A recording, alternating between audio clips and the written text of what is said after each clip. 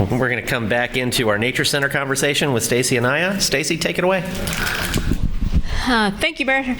So recently we worked with Pros Consulting. If you'll remember, Brian Trustee had worked for the Audubon Society and had helped us early on with envisioning the Nature Center, and he went to work with Pros recently, and so we were able to work with them to come up with a business plan for the Nature Center. And just as a reminder, kind of as Councilmember Jones alluded to, like, the Northern Gateway has been in plans for a long time, and we're finally making our way to making that come to fruition, right? Well, the Nature Center has been in our plans for a long time, and we're starting to make our way there. So you'll remember it's been in Louisville 2025. When we adopted the update in 2021, the Nature Center is listed in action priorities for the green centerpiece, for extending the green, and it kind of led to the green centerpiece master strategy, which we had put in place in 2014, 2016, and adopted an update in the summer of 2022. And we had action items that had for our Lila interpretive plan, like how are we going to interpret what this great natural resource is and make sure that people learn what's going on in there. And that interpretive plan included the need for a nature center in there so we can have a place that people can easily, zero depth entry their connection to nature, right?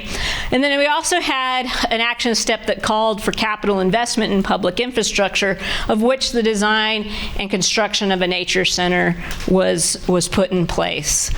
And then with the Healthy Infrastructure Plan, that trend continued. It was adopted in March of 2023.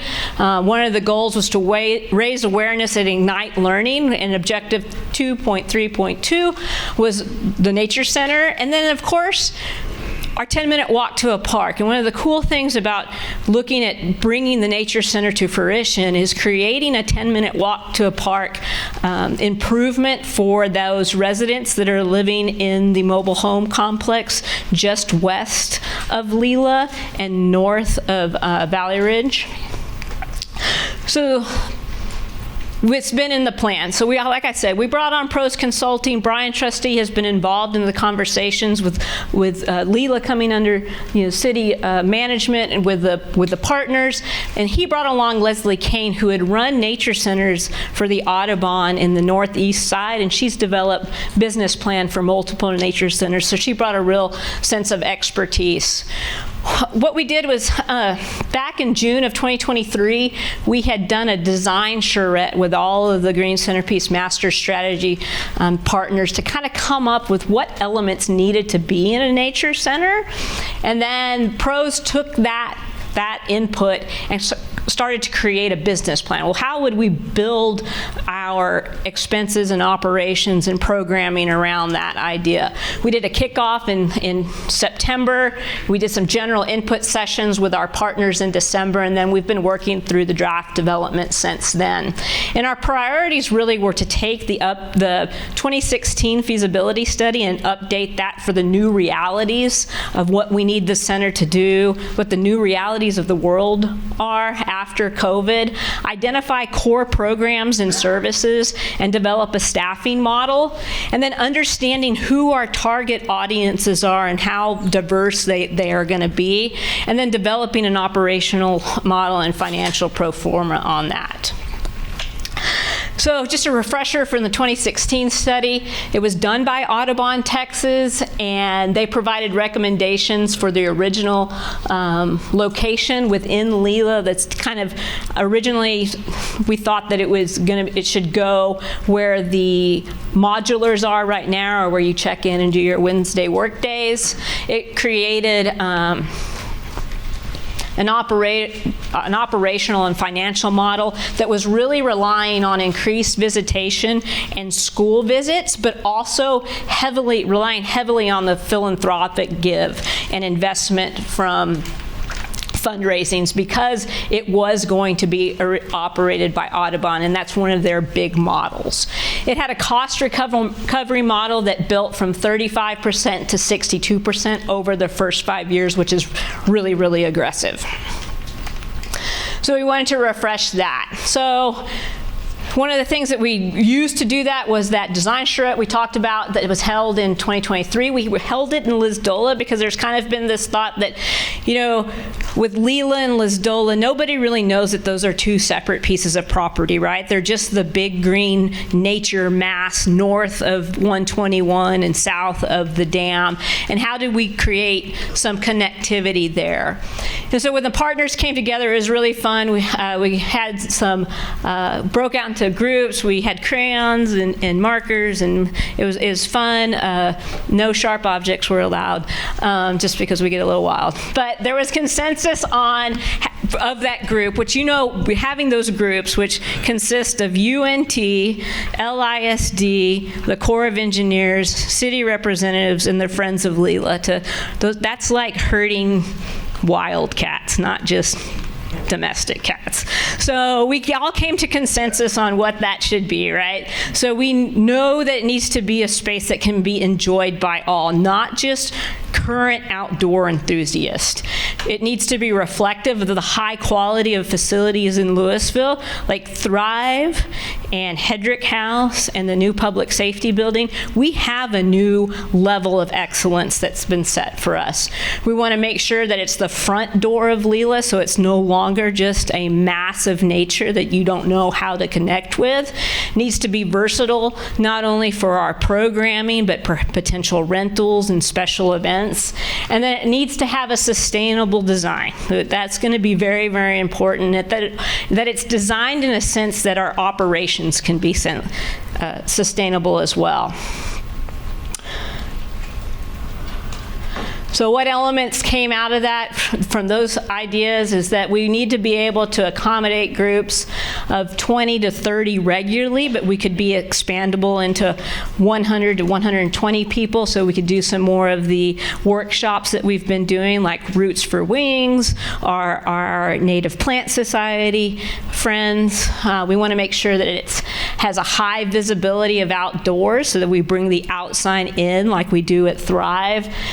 And that we have restrooms that are accessible from both inside and out, because even when the Nature Center is closed and people are enjoying Leela, that would be an important thing.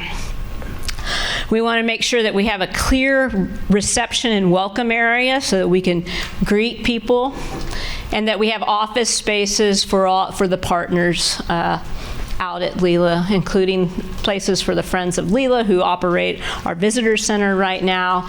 And that one of the major things that we need to make sure is that we have interpretive displays and exhibits, so that people who are taking unstructured visits without staff have a way to learn about Leela. And then some of the future consideration and further considerations that we talked about needed to be addressed in the future is really site selection of the Nature Center. As I talked originally, we had thought that the only place it should go is deep within Leela, where we currently have our visitor center. But there are some other options that we're looking at. And whether we really should have compatibility with Lisdola, as we were going through some of the design charrette, some of the folks over at LISD had some concern that if we had a building that looked kind of exactly like what Lisdola does, even though there would be some economy of scale and savings realized from a design concept process, is that would people confuse the two buildings and approach Lisdola thinking they're at Leela and vice versa? And so we have some conversation about whether we should go that way. With our site considerations, I talked about our original idea was that we would be in the hot pink square there in Leela and take advantage of how that clearing's gone. But if you'll remember, about 3-4 years ago, the Corps of Engineers started their dam reconstruction project, and they actually cleared out a place along Keeley to house their construction trailers.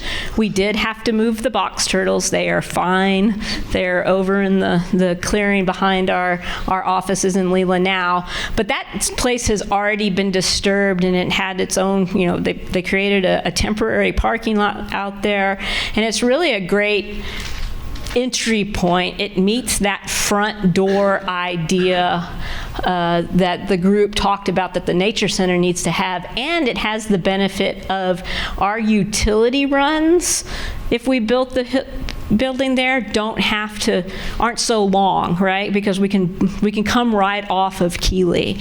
And so, you know, a lot of the times when you spend money on big infrastructure, you spend a whole bunch of money on stuff no one ever sees, but is vital to the success of the infrastructure.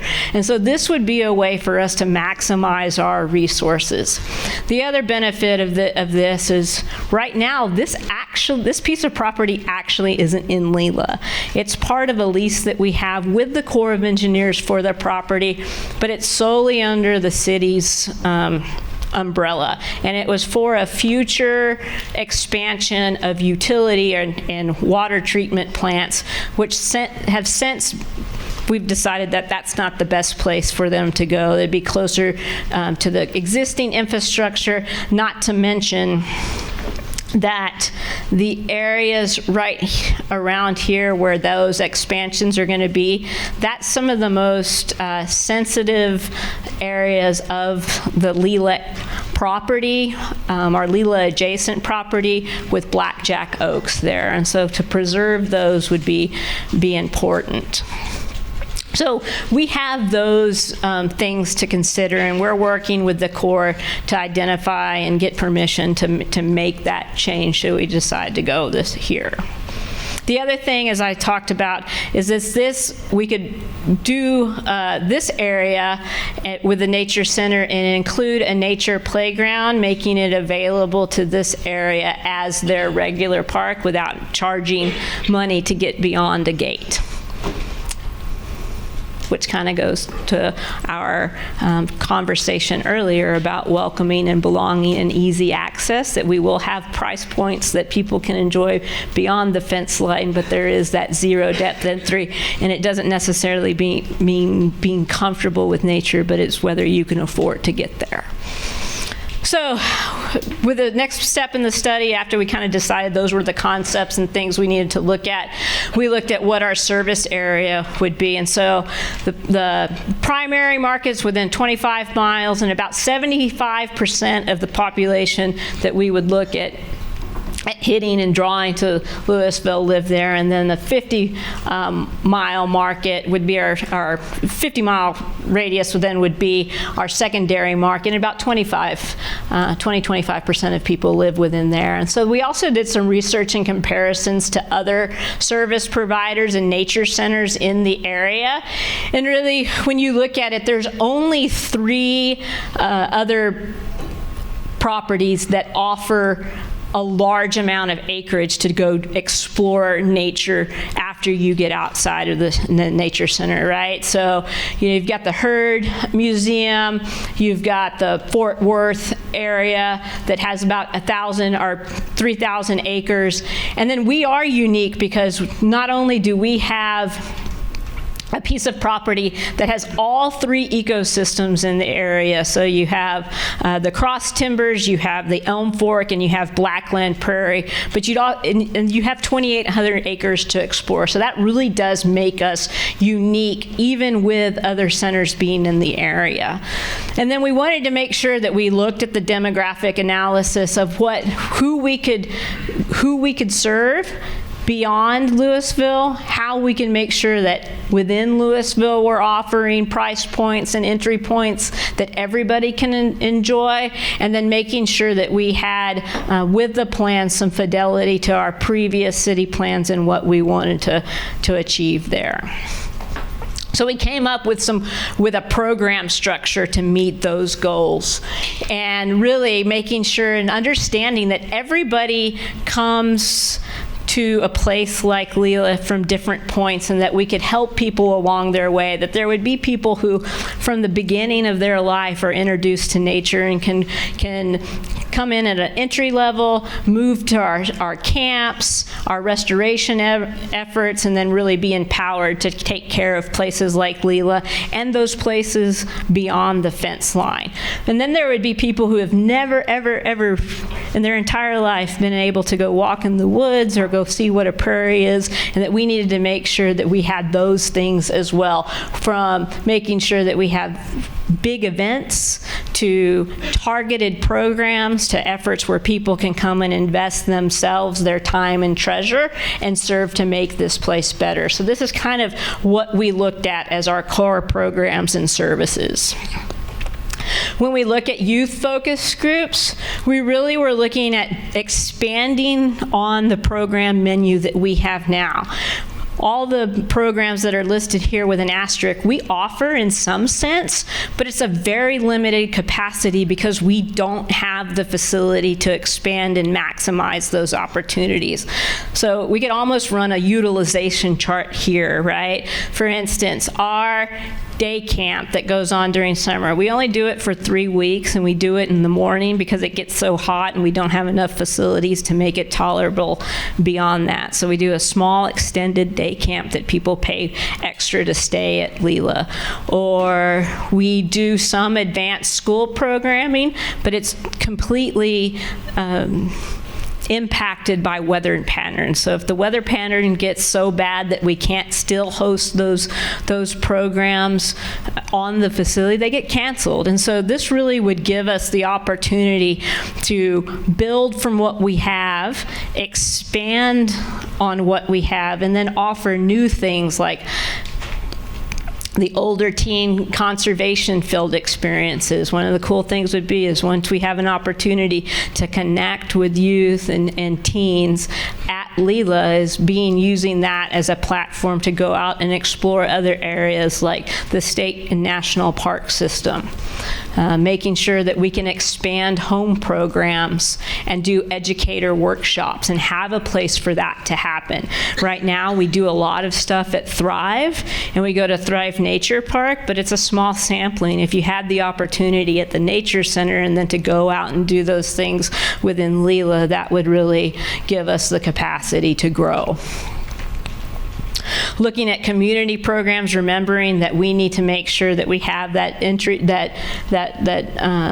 accessible entry point with adult and family programs, making sure that we're expanding our community science and volunteer programs. You know, we have the BioBlitz, so that's a really great program where we have people come and use iNaturalist to take pictures of what they see and what they observe out there. How can we expand on that so that what they're learning inside the fence line, they can take it back out to their homes and make it a better world. Make sure we continue with our community events and festivals. Christmas at the Cabin is one of the most successful programs we have out there, and how can we expand that offering? And then really look at how we can go into more concession programs and services, like with guided kayak tours, perhaps, because we're going to have the kayak launch that you can launch there at Leela. Can we do a thing where you can check out a kayak once you're comfortable at Leela, go down to 30-40, put your kayak back into the fence and gate, and then move on? So those are kind of things that we can look at offering.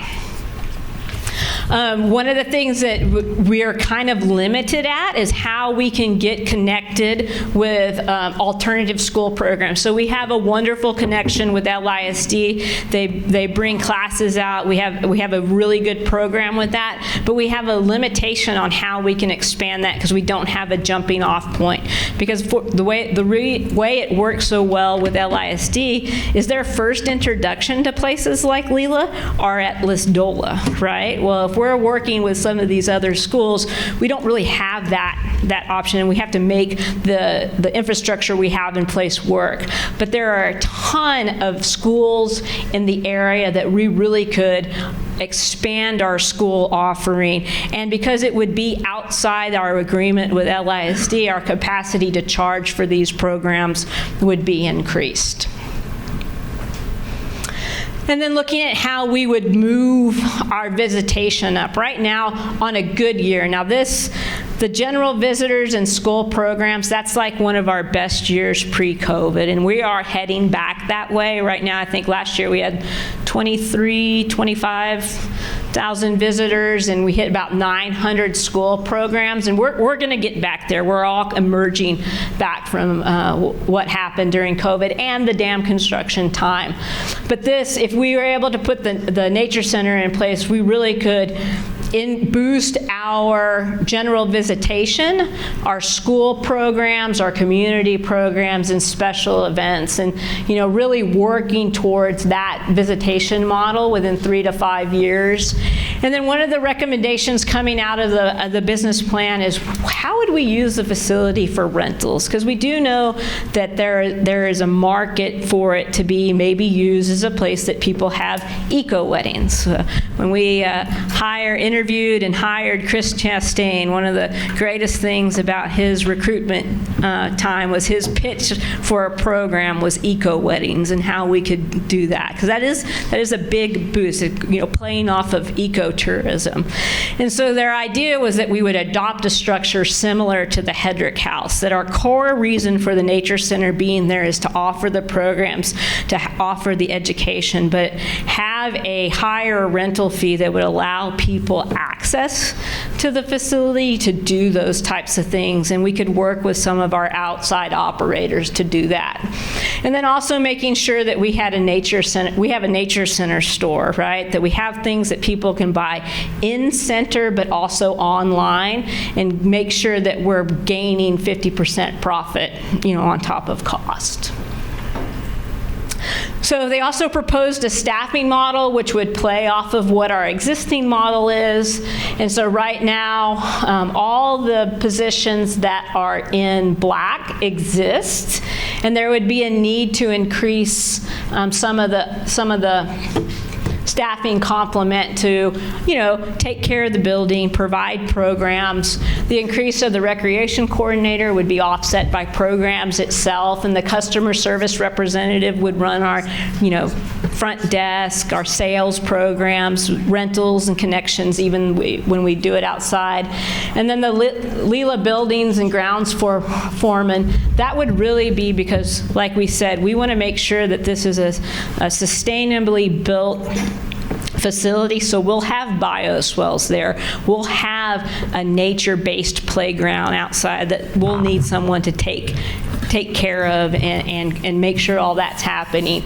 And the urban forester will be involved in the sense of the biggest part of our urban forest is in Leela, so that, and we do have a restoration plan that needs to be implemented, and then looking at how we would have seasonal maintenance workers and interns. We just came back from UNT and doing a internship and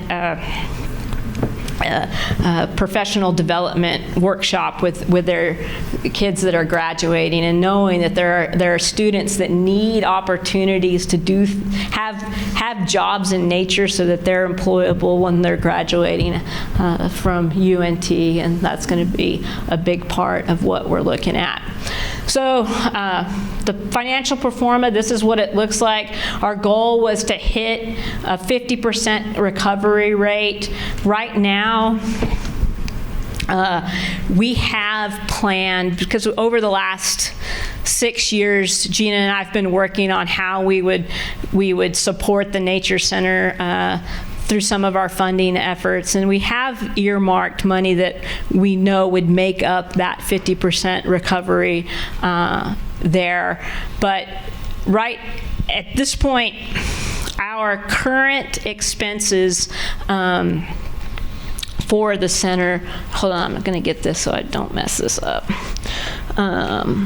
What we spend now, we bring in about a 20% recovery rate right now. And I'll send y'all an email on what that exactly is. But right now, our recovery is only in admission revenues and program income, and together that hits about $120,000. But if we had another facility, we could increase our admission revenues, greatly increase our program revenues, and then have an opportunity with building rentals and site rentals to improve that, to make up the gap for the increase that we have there. So looking forward, what do we need to talk about is making sure that our design for the Nature Center incorporates resilience, for sustainable maintenance, making sure we minimize the environmental impact, which using that Keeley site would help us do. Make sure that we're boosting our visitor experience, especially for those coming in are just discovering Leela, and making sure that we're financially sustainable and give us a really good place to interpret what that site is. Over the course of time, I think we're getting better at that. When I first arrived in Louisville, I would talk about that Leela is what brought me here. It's what piqued my interest in looking at Louisville, and that nobody knew what it was really shocked me. And I think we're doing a better job of that, but there are just some people we're not going to be able to reach until we get a nature center. We need to make sure with our operations that we do robust and diverse programs, that we offer those entry point ones, but we look at expanding and how can we take advantage of maybe more intense programming, but higher profit programs, making sure that we retain earned revenues there to reinvest in the facility. And we really need to make sure that we're engaging our partners at Leela. We're in the process of bringing an MOU for the Friends of Leela to you because we rely on them a lot. Not only do they do a lot of volunteer efforts to maintain Leela. They run the visitor center, and we would need to help them to help us do that. But they're also doing a great job of trying to fundraise and spark those fundraising efforts. In fact, on April 13th, they're having a run out at Leela. If you haven't registered, you should, because it's going to be they have up from a 5K up to a marathon out there. So make sure that you go out there. I know our alliance is going to be out there promoting it as well. The other thing that we need to talk a little bit about is beyond the Nature Center, the University of North Texas is exploring the use of the existing modular units that once the Nature Center is built, that they would use that as their research base. And how could they maybe have on-site dorms or research classrooms there as a place to expand what their offerings are and getting more students in the door there that then would platform into hopefully being, park fans, Leela fans, helping us take care of that. So the discussions we probably need to have today are a little bit about the site selection. I know this might be one of the first times you've heard about us changing where that site might be. The idea of, I know we've talked a little bit about the alignment with Liz Dolan and that design, and if that's something we might want to continue down or look to something making it unique to us, and then how we should move forward with the Nature Center. Before we get into site selection, I've had conversations on and off with several of you guys, and so I really just wanted to have a touch point here to make sure. I know many of you weren't on council when we first started talking about the Nature Center. It has evolved over time. Originally, it was going to be a partnership built in conjunction with the school district, and then that didn't end up happening. And so I just wanted to make sure that we see all the plans saying to move forward with Nature Center. I know you guys have adopted them, so my assumption is you want to move forward with the Nature Center, but it is a 50% recovery. It is a quality of life proposition. I just would like to make sure we're on the same page of moving forward with the Nature Center. If you guys are, next steps would be visiting nature centers, making sure that all of you guys are fully exposed to what that really means. If you haven't been to a nature center before, we did that years prior when we first started visioning for this, but it has been a while. So I'd love to get that input, Mayor. Council?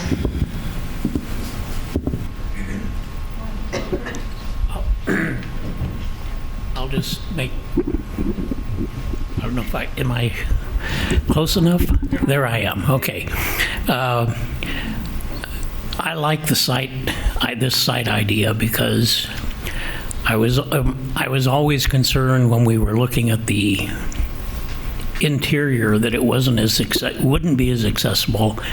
And one thing I've raised often is we need more signage and visibility for the entire Leela complex. But I like the site.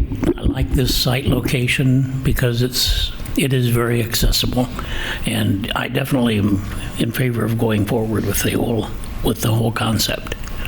And 50% recovery is better than 20% that we're getting now. So, yeah. To answer your question about the signage improvements, Chris Chastain and Marcus have been working on a project to put signage along 121 so that kind of keep driving people towards Leela when we're driving all along there, and also let people know what that massive nature is beyond that. I think about the lack of signage there every time I drive that road. I'm good with the concept. I obviously understand the fact of the utility part of it. That's way better. Yeah. That part's a lot of money to take that interior, and who knows what you'll find out there. So I think the concept's good. I assume it's something similar to the Audubon one in Dallas that they've got. It's a little bit, the recommendation right now is sitting at about 20,000 square feet that would give us an opportunity to maximize parking space, playground, and the multi-use facility within, or the multi-use flexibility within the center to do that. So a little bit Okay, it's along that line. This one's certainly a lot more accessible off of that road for sure. Mm-hmm. So I'm one of those people that conflate Lisdola and Leela a lot, and I've been in the area for quite a bit. So I have the map up, and I see the Lisdola, there's an entrance off of 121. Right. Is there a way to combine our efforts to beautify the 121 corridor with some sort of other, besides signage, an entrance off 121, maybe with a bike trail that goes all the way back up? So we've talked about that a lot with the Corps, and right now everything. I should have gotten a different map. So if imagine that Leela comes to here, right, is everything beyond where the gate is at Bittern Marsh is considered wildlife management habitat. So they don't allow recreation access to it.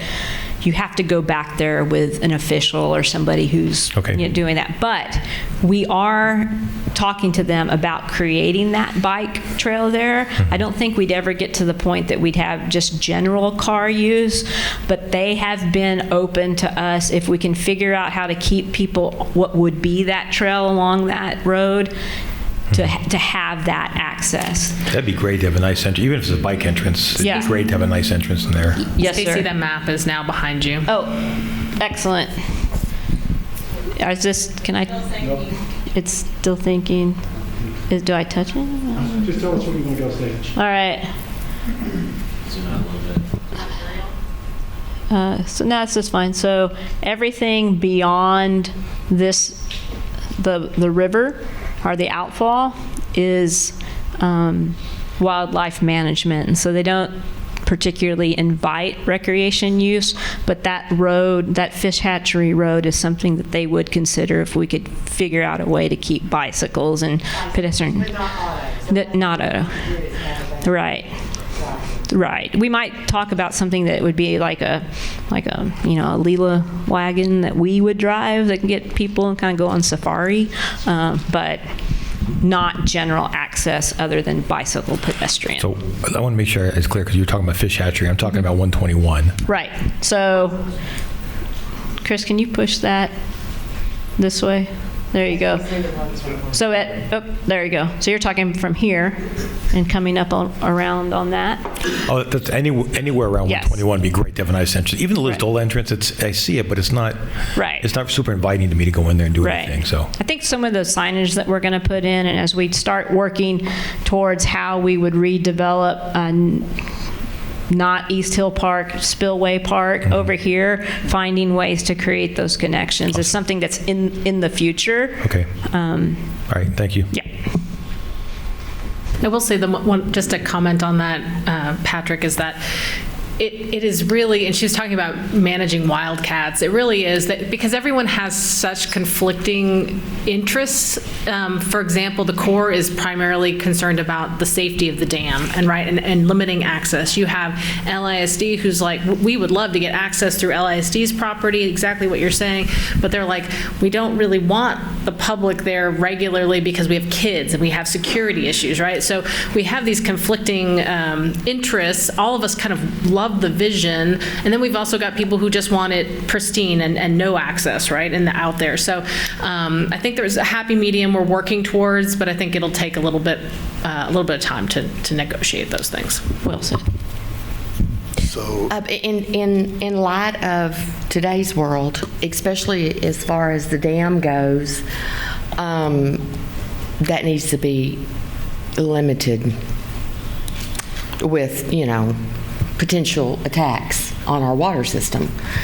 Not that that's going to happen, but it just needs to be contained. I think that if people know that if you're in a wildlife area, we don't need cars going in and out of it. You have perspective entrances and exits, and that should suffice, other than pedestrian bridges and biking. I love this because it's part of the same land. It's not removed by two streets. Right. And I can see the whole entire back of it, just windows, trails that come in. I mean, I love it. Thank you. I do think, to your point, is one of the things that appeals to us is if there were a security threat and we weren't allowed access deep into Leela, we could still get there, right, and have access to our asset. It might be limited, but we could still get there without. So. I will start off positive first. I like the new location. This is like I don't know how many iterations of this we've had and how many groups we've tried to work with, and it seems like we're on our own. I remember Audubon, the ISD, and they all fell through for whatever reason. The location is better. I would just like to maybe get some information on the cost of building a structure. It should be less than maybe what we've had before, because I know it's a smaller footprint. And then see how that recovery comes into play. Like I said, I'm lukewarm on the Nature Center now, only because it's been multiple strikeouts. So, but I'm not closed-minded. That would be a great asset if we can get it off the ground. I think when I first arrived, I think there were talks about 21 million, looking at that, and I think what we're looking at is more down in the 10, 11, especially seeing some savings with not having to build all that utility and a new road. I mean, I think those are some savings that we would be able to see. You beat me to the punch. I echo the same sentiments as Brandon. I do definitely the location. I feel much better about that. It actually has more visibility. Instead of being interior to the site, but it's less impact to the nature. It minimizes the impact on the infrastructure that we got to run through there, which, that would clear a whole bunch of trees too, just to get that stuff in there. But I do have a similar question about, because I look at the cost recovery models, and this is really just an operating model. So I'd be curious to see how much are we talking, and how are we going to finance that in addition to all the other stuff that we have going on. I'm supportive of the project, but in my mind it's more of a priority issue. Is it what needs to go first? Because I think with all the things that we need to do, probably we're not going to be able to do it all at the same time. Right. I was going to say, a lot of this is also dependent on the bond election, and so really we're holding back. And one, this was a touch point to make sure you guys want us to go forward and continue to look at this even. And then two is, let's see what happens with the bond election, and then that would give us the capacity to carry this as well. If not, we're going to have to rearrange priorities financially. But I believe whenever we did the cost recovery model for Thrive, that also included, and I may be wrong, but I thought it also included essentially a bank for reinvestment into the building, knowing that we're going to have to do maintenance and eventually we're going to have to do some major renovation on that facility. Right, and we've started holding that back, but like we've started that with Parks and the Hedrick House and Herring, so that doesn't include this right now. A lot will depend on how it gets built, but that would need to go in there. Okay. What's the square footage? What was the square footage? 20. Okay. 20, and so 20,000. So if you imagine if you took the racquetball courts off of Herring, that would be about 20. You're probably at the 10 million, around 10 million. Yeah. So we thought. Plus escalation. Mm-hmm. All right. Go ahead.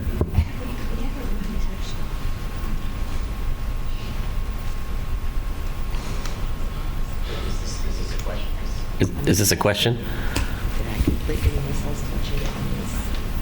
Yeah, you missed it. No, okay. Yeah, no, I mean, the comment was, or the question was about alignment with Lisdola's design, and the answer was Lisdola really wouldn't like that because they don't care, they don't want to get the confusion. That conversation's been out there. I don't know if it was higher up in LISD that made that comment, but we've heard that suddenly and just didn't know. I mean, you guys have seen the Lisdola. Is there a strong desire to match it? The original thought, just so you know, that the matching was with the intent of making it seem almost seamless. So where we have this concept that there really are two functioning buildings that are working together. If we did summer programs, we might be able to use that building and it looks the same. But I think from an LISD perspective, there's also a security issue there, right? If people show up from the public at Lisdola thinking it's Leela. I think if you'd asked this body a month ago, we might have said, it'd be nice if they looked similar. Now it's, I want it completely different. So we can keep moving forward. I'm going to plant a seed here because this is, I think, a place where I can do that. I would love to see some sort of incorporation or some way that we can figure out how to start growing native materials that we can then use for plant sales as fundraisers for whether that's Leela, KLB, the parks, the new Parks Alliance. I would love to figure that out. I know the Corps has given us some weird pushback about their material. I'm like, but it's our dirt and it's our seed, and so. Right. So actually, one of the rules of the Corps, and it's not just the local area office, is you can't make money off of Leela that does not put back into Leela. So we do have a greenhouse there that we grow and cultivate things there. We're looking at how in other areas of the park system we might be able to do that. The other thing that we've looked at is maybe working with LISD. They have a greenhouse, and how can we convince them to cultivate natives there and they become our supplier over time, and that we are, then we're also grooming future employees and future park fans that way. So I know, relationships are up and down, and, hopefully we swing back on that. But we share your, that as desire long to as do it's that. on the radar, because I think It is on the it is radar. such a great opportunity. We just got to figure out how to make it work. We agree.